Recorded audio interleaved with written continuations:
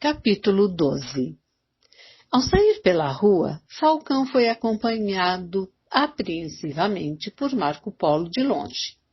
Na rua, entretanto, pouco a pouco, Falcão se libertou. Começou a dançar e fazer caretas para as crianças e estimulá-las a sorrir. Cumprimentava todo mundo, inclusive quem não conhecia. Abraçou uma árvore. Voltou a ser o Falcão de sempre. Refez-se, mas não esqueceu as imagens. Retornou para casa e, junto com Marco Polo, começou a organizar a viagem.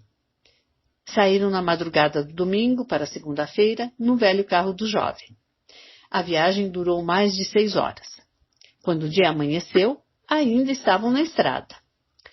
Os primeiros raios solares penetravam nos seus olhos. Falcão estava convencido de que precisava reencontrar os porões do seu passado, abrir algumas feridas que nunca foram cicatrizadas e enfrentar os fantasmas que nunca morreram. O nome verdadeiro de Falcão era Sócrates.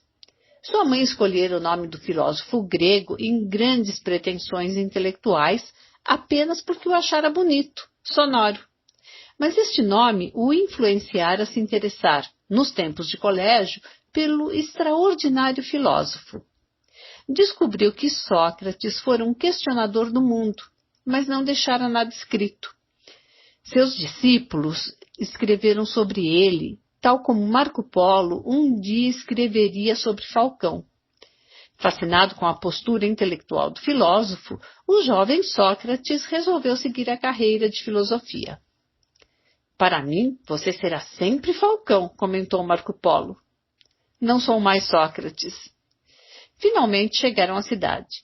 Foi difícil para Falcão reconhecer as ruas, as praças e os bares. A cidade sofrera mudanças, mas não substanciais. Conseguia orientar-se. Seu coração estava taquicárdico, suas mãos suavam, a musculatura enrijeceu. Encontrou a velha cantina italiana próxima à sua casa. Pediu para parar. Era um lugar simples, mas agradável.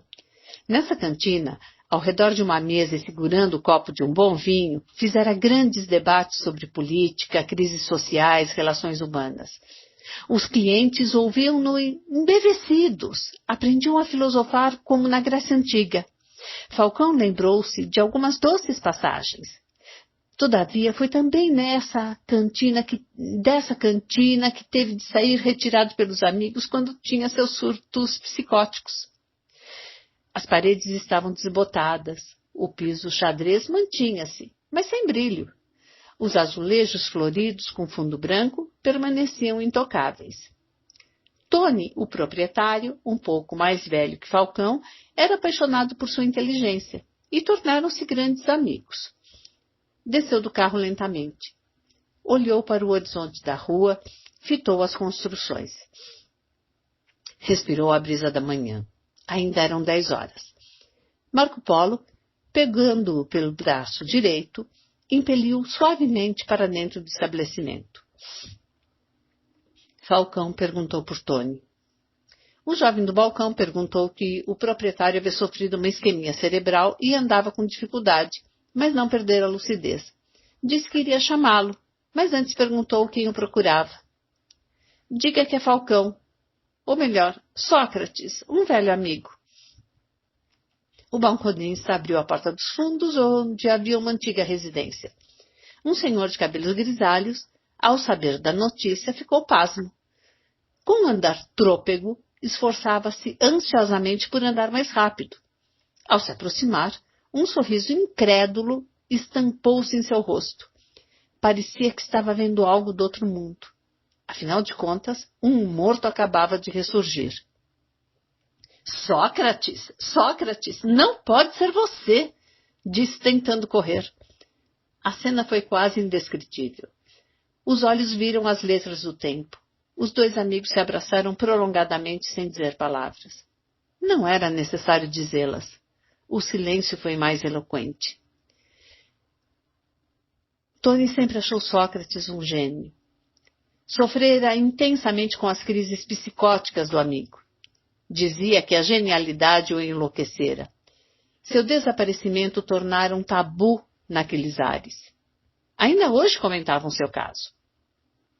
Após o afetivo abraço, Tony perguntou de onde ele vinha.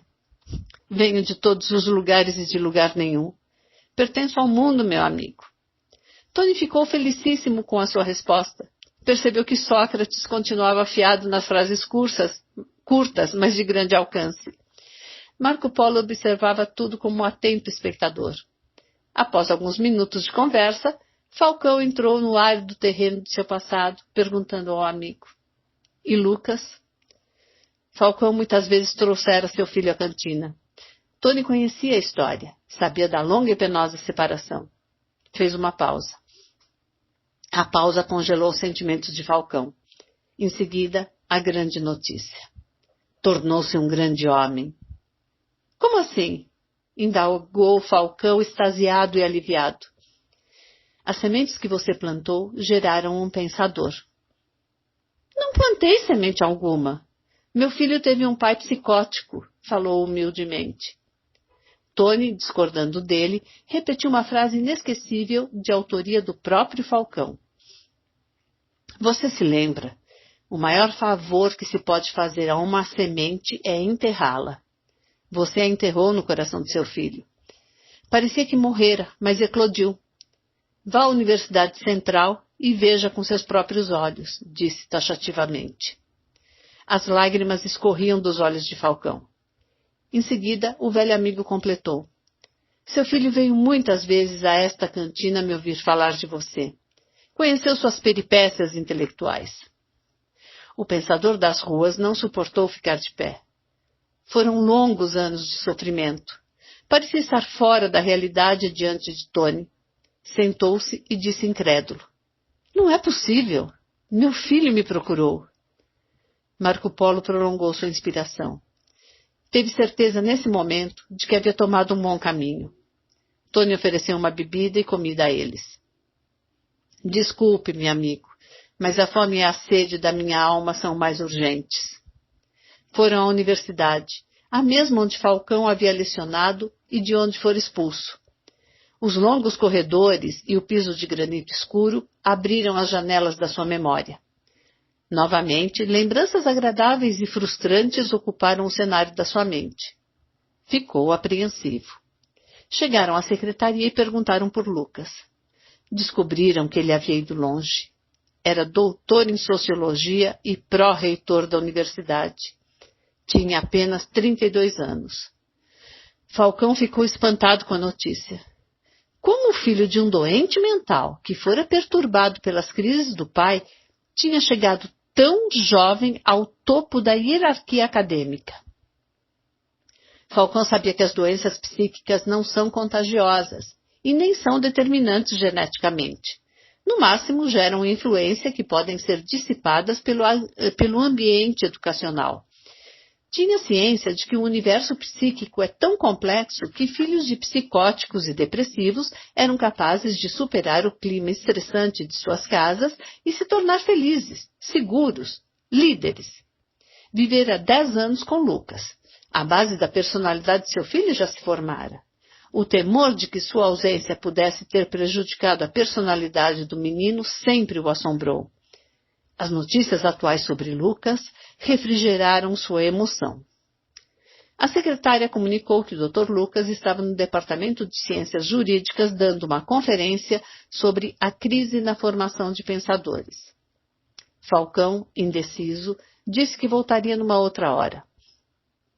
Marco Polo pegou-o pelo braço e pediu para lhe apontarem a direção do anfiteatro. Chegaram ao evento. A sala estava praticamente cheia. Havia apenas alguns lugares na primeira fila. Sem alternativa, sentaram-se próximo do conferencista. Dr. Lucas interrompeu rapidamente sua fala, esperou que os novos ouvintes se acomodassem e continuou sua exposição. Falcão estava irreconhecível com seus cabelos grisalhos, relativamente longos e revoltos, pele seca e sulcada pelos maus tratos da rua. Na plateia estavam professores, alguns antigos colegas. Ouvir seu filho discursar com segurança disparou inúmeros gatilhos em sua memória. Um vendaval de imagens passou em sua mente. Recordou-se de inúmeras passagens do pequeno Lucas. Parecia incrível, surreal, que depois de tantos anos estivesse diante dele novamente. Seus olhos se fixavam na sua face comovidamente. Tinha vontade de interromper a conferência, correr e abraçá-lo. Mas conteve-se, até por não saber como ele reagiria. Lucas terminou sua palestra afirmando que as universidades se multiplicaram, mas a formação de pensadores não aumentou. Comentou que uma das causas era o fato de o conhecimento estar separado, dividido, formando profissionais com uma visão unifocal e não multifocal da realidade. Disse que a matemática, a física e a química deveriam unir-se com a sociologia, a psicologia e a filosofia para construir uma ciência humanista, capaz de produzir ferramentas que modifiquem o mundo. Em seguida concluiu, sob os aplausos acalorados da plateia. O conhecimento humanista produz ideias. As ideias produzem sonhos. Os sonhos transformam a sociedade. Após o término, estimulou os participantes a debaterem suas ideias e experiências. A plateia estava hesitante, como se o palestrante não tivesse dado margem para questionamentos. Marco Polo, ousado, fez sinal para Falcão falar, mas ele emudeceu. Novamente, o jovem estimulou o amigo, sussurrando-lhe. É a sua grande oportunidade para ajudar as pessoas e impressionar seu filho. Você é um mestre nesse tema. Vamos! Falcão balbuciou. Não sou capaz. Nesse momento, Marco Polo recordou a lição que Falcão lhe dera quando lhe disse incessantemente que a ciência era o Deus do ser humano. Mentiu que era sua vez de devolver-lhe a lição. Levantou-se subitamente, foi à frente da plateia, pegou o microfone e subiu ao palco onde estava o Dr. Lucas. Ao ver a atitude de Marco Polo, Falcão percebeu que tinha entrado numa das maiores encrencas da sua vida. Seu discípulo aprendia as coisas rapidamente. Do alto do palco, Marco Polo falou ousadamente. Estimada plateia, vou apresentar-lhes um dos maiores pensadores da atualidade. Fez caminhadas em várias universidades do mundo. Ele é tão requisitado que não tem endereço certo. É tão eloquente que é capaz de fazer discurso até em cima de um banco de praça. Entende como ninguém a crise dos pensadores. As pessoas admiradas deram risadas. Em seguida, Marco Polo apontou as duas mãos para o amigo. Com vocês, Dr. Falcão. Havia mais de 300 participantes. A plateia achou estranho o nome do debatedor. Dr. Lucas, em sinal de respeito, levantou-se e o aplaudiu. A plateia fez coro. Falcão não teve outra alternativa. Subiu ao palco, fitou a plateia demoradamente. Reconheceu por trás dos cabelos brancos alguns colegas. Lembrou-se dos que lhe deram as costas e fizeram chacotas. Seu olhar penetrante invadiu-lhes a inteligência. Começou a falar com uma voz vibrante e pausada.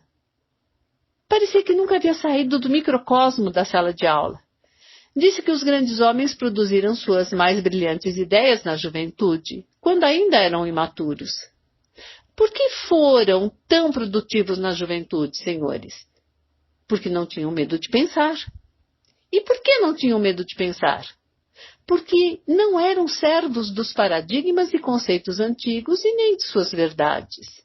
Não foram aprisionados pelo conhecimento pronto. Em seguida questionou a plateia. O que é mais importante para formar um pensador? A dúvida ou a resposta pronta? A dúvida, responderam em coro. O que vocês ensinam? Surpreendidos com a pergunta, os professores de direito, psicologia, sociologia, engenharia e pedagogia, na grande maioria, disseram com honestidade. A resposta pronta. Senhores, desculpem-me, mas ainda que não tenham consciência disso, por transmitir o conhecimento pronto, vocês estão formando repetidores de ideias e não pensadores. O sistema acadêmico tem aprisionado o ser humano e não libertado sua inteligência. Enquanto Falcão falava, alguns membros da plateia tiveram a impressão de que o conheciam. Seu atrevimento e fineza de raciocínio os remetiam ao passado. Falcão, então, focando antigos docentes e pesquisadores, golpeou-os frontalmente. Talvez muitos de vocês também estejam algemados por esse sistema sem que o saibam. No começo da carreira acadêmica, provavelmente duvidavam, aventuravam-se e produziam mais conhecimento do que hoje, quando são reconhecidos. O sucesso na carreira e os títulos que valorizam os cientistas podem funcionar como venenos que matam a sua ousadia e criatividade. Na realidade, não deveríamos ser doutores, senhores, mas eternos aprendizes. Lucas ouvia atentamente o homem culto e provocador. Como líder da universidade, ele sabia que muitos ilustres professores escondiam-se atrás dos seus títulos e não mais produziam ciência. Lucas tornara-se um destemido pensador. Seu sucesso viera do seu caos.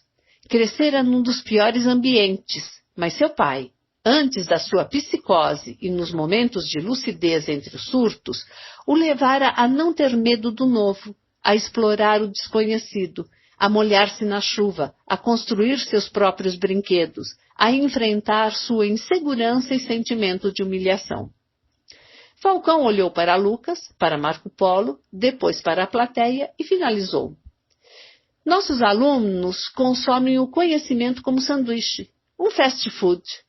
Não o digerem, não o assimilam e nem conhecem seu processo de produção. Recebem diplomas e se preparam para o sucesso, mas não para lidar com frustrações, perdas, desafios e fracassos. As universidades, com as devidas exceções, têm gerado servos e não autores da sua história. A plateia ficou abalada com essa exposição crítica e contundente. Houve uma explosão de aplausos. Perguntaram baixinho a Marco Polo de onde vinha o professor. Marco Polo disse-lhes que de muitos lugares e de lugar nenhum. Falcão, com a voz embargada, agradeceu e disse: dirijo os aplausos a uma pessoa aqui presente mais importante do que eu. Alguém com quem, na sua infância, brinquei, beijei e amei mais do que tudo nessa vida. Mas também alguém que feri e perturbei com minhas crises. Para poupá-lo, parti para uma longa viagem. Nessa viagem, superei minhas crises, mas não tive coragem de voltar. Tive medo de mim mesmo. Sei agora que errei e muito. O público, confuso, não entendeu a mudança de discursos, e Lucas igualmente. Falcão estava chorando. Fez mais uma pausa para conter seu pranto. Meu filho sofreu muito, perdeu demais, mas usou sua dor para conquistar seu sucesso. Tornou-se um brilhante pensador e um generoso ser humano. Falcão falava olhando para Lucas. Entrou em estado de choque. Com a voz entrecortada, abaixou o microfone e, limpando com as mãos as suas lágrimas, disse: Filho, eu o amo. Perdoe-me, meu pequeno pupilo. Lucas jamais se esquecera do apelido carinhoso que seu pai lhe dera. Como um raio, as últimas palavras de Sócrates abriram as crateras do seu interior e iluminaram os becos da sua história. Ele reconheceu seu pai. Transportou-se para o passado. Imediatamente, inúmeras imagens saíram da colcha de retalhos da sua memória.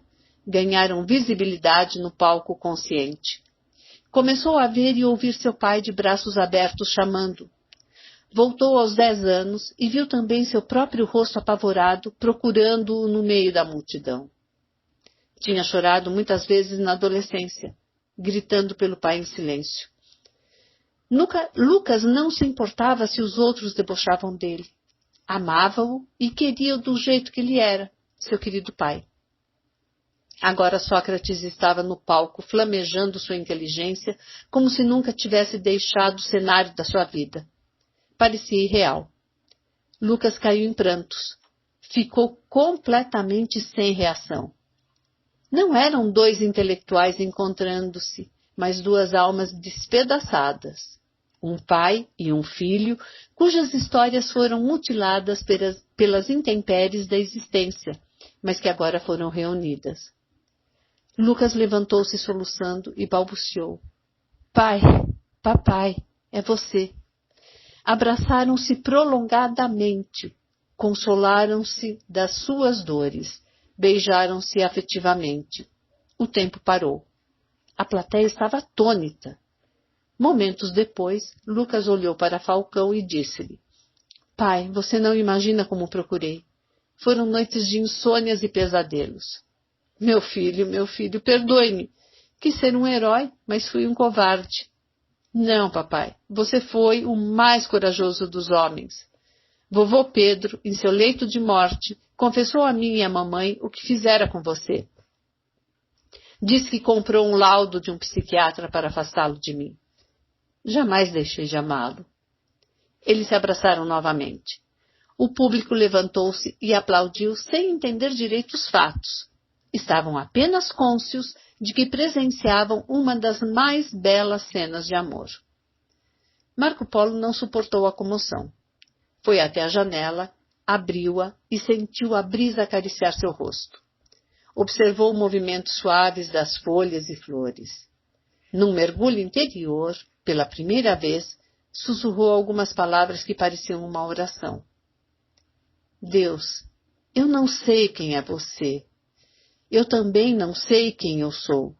Mas obrigado pela vida e por todas as alegrias e sofrimentos que a transformam num espetáculo único.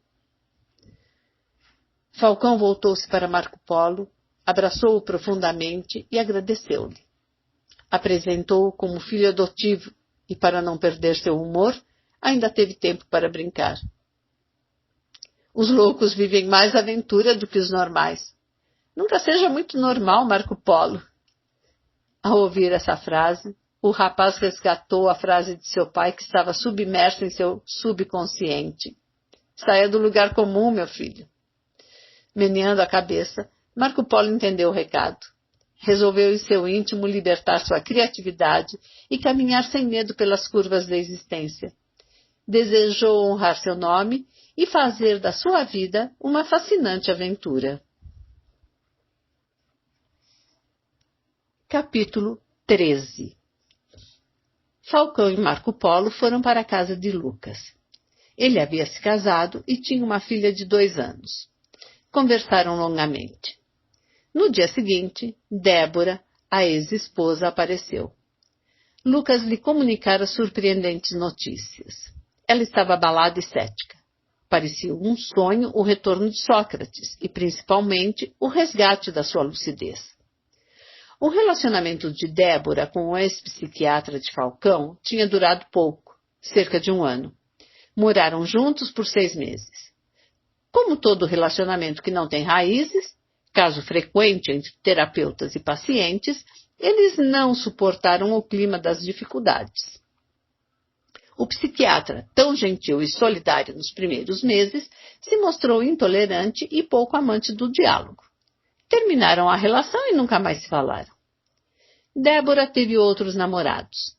Chegou a morar por 4 anos com um juiz de direito, amigo de seu pai. Mas o relacionamento não tinha tempero emocional. Faltava cumplicidade e afetividade. O juiz era isolado, fechado, vivia para o trabalho e não trabalhava para viver.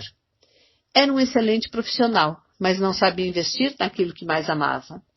Não conseguia compreender a emoção ferida e carente de Débora, nem penetrar no mundo solitário de Lucas. Assim, desde a partida de Sócrates, ela nunca mais encontrara um grande amor. Há 2 anos estava só. Débora chegou de surpresa na casa de Lucas. Ao entrar na sala, os olhos dela encontraram os olhos dele. Foi um momento regado com ternura. A doçura e a dor se entreteceram. Os olhos dele umedeceram. Os dela lacrimejaram. Só o silêncio conseguia decifrar a magia desse momento. Lucas calou-se. Marco Polo, que se preparava para retornar à sua cidade, aquietou-se. Conhecia Débora pelas palavras de Falcão. O olhar do amigo a denunciara. Sabia que estava diante dela. Após a rápida apresentação, Marco Polo e Lucas os deixaram a sós. Mas Falcão e Débora preferiram sair. Precisavam percorrer as avenidas de seu passado. Refletindo sobre o período em que não suportara suas crises e o tinha trocado pelo psiquiatra, Débora abaixou lentamente a cabeça e disse-lhe suavemente: Não sei se é possível, mas perdoe-me. Perdoe-me por tê-lo abandonado no momento em que você mais precisava de mim. Meneando a cabeça, Falcão rapidamente tentou aliviar o peso do sentimento de culpa dela. Eu te compreendo, eu te compreendo. Raramente poucas palavras foram tão eloquentes. Em seguida, ele refletiu sobre o ciúme doentio que tinha da mulher. Por isso acrescentou: Perdoe-me também. Perdoe-me pelo meu ciúme paranoico. Perdoe-me por todas as vezes em que em meus delírios a acusei de traição. Você não tinha consciência. Consciente ou não, eu a feri. Não consigo imaginar o quanto você sofreu. Sei que não foi fácil suportar minhas loucuras. Por trás das suas loucuras havia um ser humano maravilhoso. Em seguida, ela o abraçou afetuosamente. Ele beijou seu rosto suavemente. Aos seus olhos, ela ainda era linda. De mãos dadas, continuaram conversando. A partir dali, tornaram-se grandes amigos. Falcão foi reconduzido à sua universidade. Alguns antigos colegas reconheceram com gestos ou não, com palavras, o erro cometido. Eles o tinham discriminado por ter sido um paciente psiquiátrico e erraram ao taxar sua doença mental como doença completamente incapacitante. Em muitas universidades havia outras vítimas. O retorno de Falcão às suas atividades profissionais foi mais do que um ato de compaixão da sociedade, tentando realizar a inclusão social. Foi uma das raras vezes em que a sociedade reconheceu a sabedoria de um ex-psicótico e deu-lhe a oportunidade de provar que vários mutilados pela vida têm muito a ensinar a quem tem muito a aprender. Falcão manteve seu apelido. Provocativo, ele instigava seus alunos a abrir as janelas do intelecto, a ter audácia para construir ideias críticas contra tudo o que engessava suas mentes. Com um olhar penetrante e fala afiada, o mestre das ruas voltou a flamejar no pequeno mundo da sala de aula. Marco Polo retornou à sua cidade. Enquanto dirigia na estrada, contemplava o ocaso. Os raios solares transpassavam os espaços entre as nuvens, deixando estrias douradas. Era uma anatomia celeste encantadora. Enquanto observava a natureza, mergulhou dentro de si. Um pensamento deixou o silêncio do seu ser e ganhou sonoridade. Gastarei minha vida explorando o mais complexo e deslumbrante dos mundos, a mente humana. Serei um garimpeiro que procura ouro nos escombros das pessoas que sofrem. Esse pensamento mudaria para sempre sua vida, pautaria sua conduta e o faria, pouco a pouco, enxergar os transtornos psíquicos por outros ângulos. Ao longo dos anos, teria um pensamento diferente do pensamento corrente da ciência. Não encararia as psicoses, as depressões e os demais transtornos psíquicos como atributo dos fracos, mas da complexidade da personalidade humana. O contato estreito com Falcão fez Marco Polo se tornar um estudante de medicina mais questionador e crítico do que antes. Era um modelo de estudante raro no mundo acadêmico. A grande maioria de seus colegas de classe tinha medo de expor suas dúvidas e críticas. Ele, ao contrário, embora procurasse ser gentil, não suportava ficar calado. Causava tumultos em sala de aula por sua ousadia em interrogar os professores. Estes ficavam aflitos diante dele, pois estavam preparados para ministrar aulas a uma plateia passiva. Alguns alunos, muitíssimo bem comportados, tiravam melhores notas do que Marco Polo, mas não tiravam as melhores notas nas funções mais importantes da inteligência. Não trabalhavam a capacidade de pensar antes de reagir, a segurança, a sensibilidade, a intrepidez. Eram sérios candidatos à frustração profissional e emocional. Não ter medo de ser diferente nem sempre era o caminho mais confortável para o jovem Marco Polo. Exigia um preço. Mas como desejava ter luz própria e não ficar na sombra dos outros, estava disposto a pagá-lo. Para ele, o diploma passou a ser apenas um apêndice. Por pensar muito e viver analisando os fatos internos e externos da sua vida, Marco Polo era uma pessoa marcadamente distraída. Esquecia onde deixava a chave do carro velho e, às vezes, onde estacionava. Certa vez, no 5º ano de medicina, ficou de levar um paciente com a perna engessada e que andava de muletas para o setor de ortopedia. Entretanto, esqueceu-se que o paciente o seguia. Subiu alguns andares, desceu outros, andou por corredores compridos e entrou na cozinha do grande hospital. Ao chegar lá, percebeu que alguém o perseguia. Era o paciente de muleta. Pediu desculpas e disse com humor: "Você está melhor do que eu." O traumatizado sorriu. Algumas pacientes lhe diziam: "Doutor, minha memória está ruim." "Não se preocupe, a minha está péssima", falava em tom de brincadeira. Estava se tornando quase tão distraído como Hegel em sua velhice. O ilustre filósofo entrou uma vez na sala de aula calçando apenas um sapato. O outro deixou, sem perceber, na lama. Apesar de sua distração, Marco Polo era intensamente generoso e afetivo com os pacientes. Nas aulas práticas, seus professores reuniam grupos de 8 alunos e, na beira do leito dos pacientes, começavam a descrever suas doenças, suas causas, tratamentos e sobrevida. Referiam-se em códigos a algumas doenças, como CA para câncer, para não constranger os pacientes. Mas estes sempre ficavam ansiosos. Após o grupo sair das aulas práticas, Marco Polo procurava esses pacientes. Queria entrar nas entranhas de suas histórias, aliviar-lhes a angústia decorrente da internação e expectativa da morte. Tornava-se amigo deles. Fascinado com a medicina, pensava: um dia, mais cedo ou mais tarde, todo ser humano adoecerá e precisará de um médico. Ricos e miseráveis, famosos e anônimos, são iguais perante a dor e a morte. Eles são os fenômenos mais democráticos da existência. Com o passar do tempo, apesar do apreço pela medicina, Marco Polo começou a ficar decepcionado com o que observava. A medicina moderna especializou-se em eliminar a dor física e emocional, mas não aprendeu a utilizá-la minimamente. O desespero em querer eliminar a dor retardava o alívio e bloqueava os pacientes, impedindo-os de usá-la como ferramenta para corrigir suas rotas e lapidar sua maturidade. Por detestar a dor, a medicina, tal qual a sociedade moderna, especializou-se em tratar o sofrimento do ser humano, e não o ser humano que sofre. A medicina se tornou lógica, objetiva, uma escrava da tecnologia.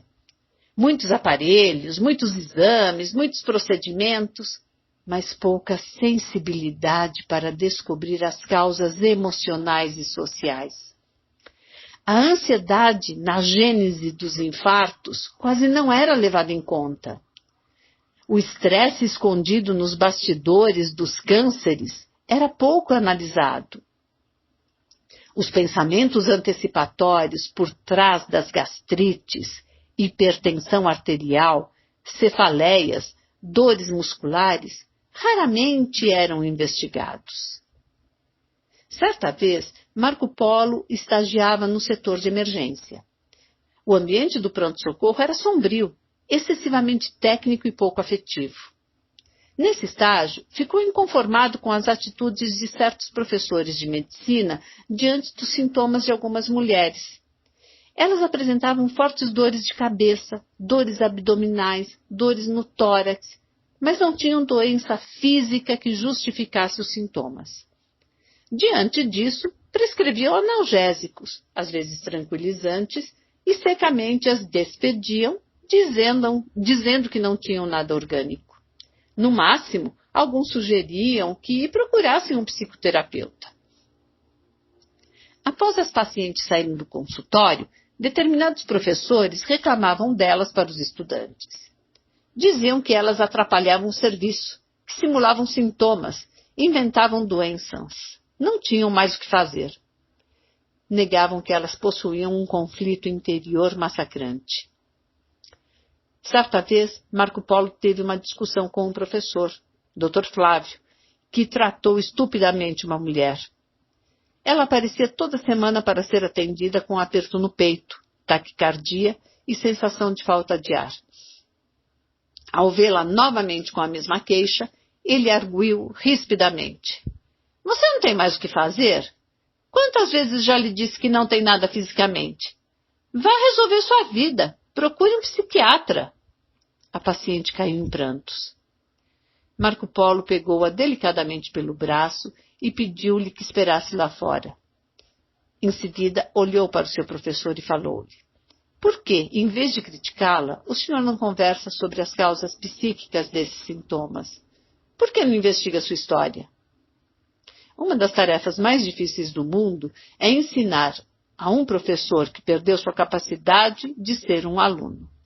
Sentindo-se afrontado, o professor elevou seu tom de voz. Com autoritarismo, falou na frente de outros 3 colegas de Marco Polo presentes na sala. — Olha aqui, garoto, não me venha dar lição de moral.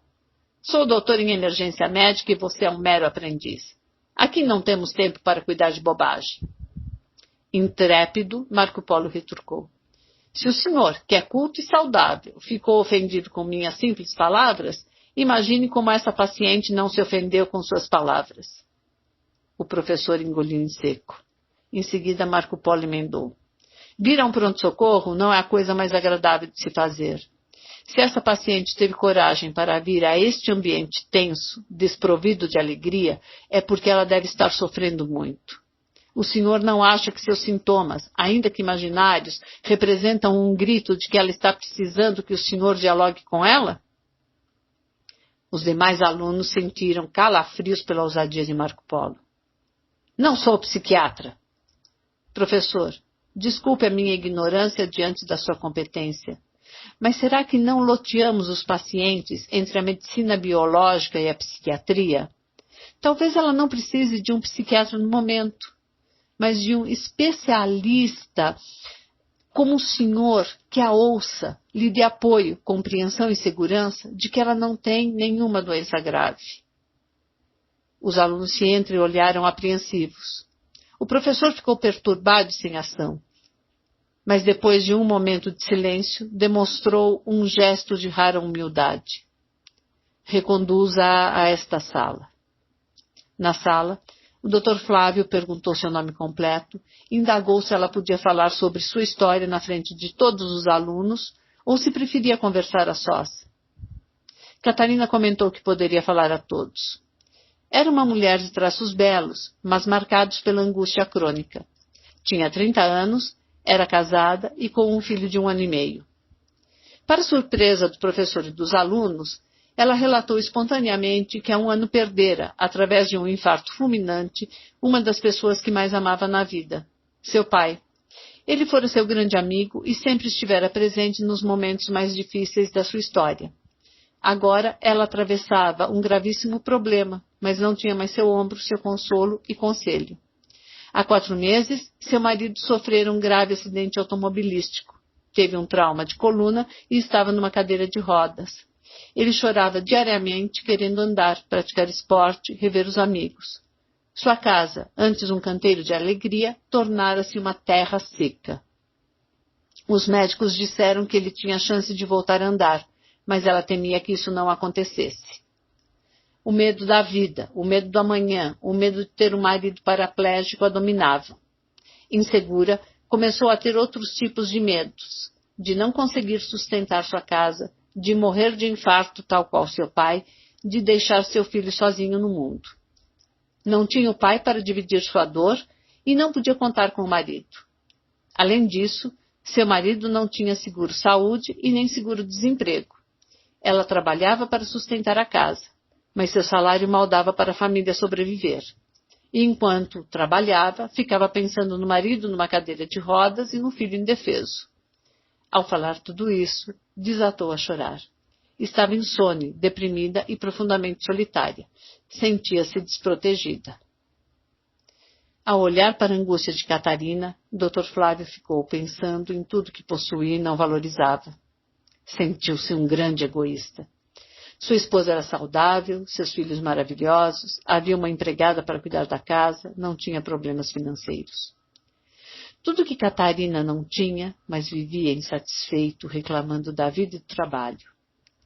Marco Polo se antecipou e lhe disse: Você tem razão de ter esses sintomas, Catarina. Eles são a ponta do iceberg do seu sofrimento. Para surpresa da paciente, o professor que a ofendera completou amavelmente: Desculpe minha atitude inicial. Eu concordo com Marco Polo. Seus sintomas são pequenos diante de tantos transtornos. Catarina, você é uma heroína. Creio que seja mais forte do que nós. Tenha a convicção de que você não tem nenhum problema físico importante. Os exames que fizemos na semana passada demonstram que seu coração está ótimo. Venha aqui todas as vezes que desejar. Você terá sempre alguns amigos para ouvi-la. Marco Polo ainda acrescentou: Você está canalizando para o seu corpo a ansiedade decorrente das suas perdas. Lute contra seus medos, lute pelas pessoas que você ama, lute pelo seu filho e pelo seu marido. O Dr. Flávio ficou impressionado com os conflitos da sua paciente e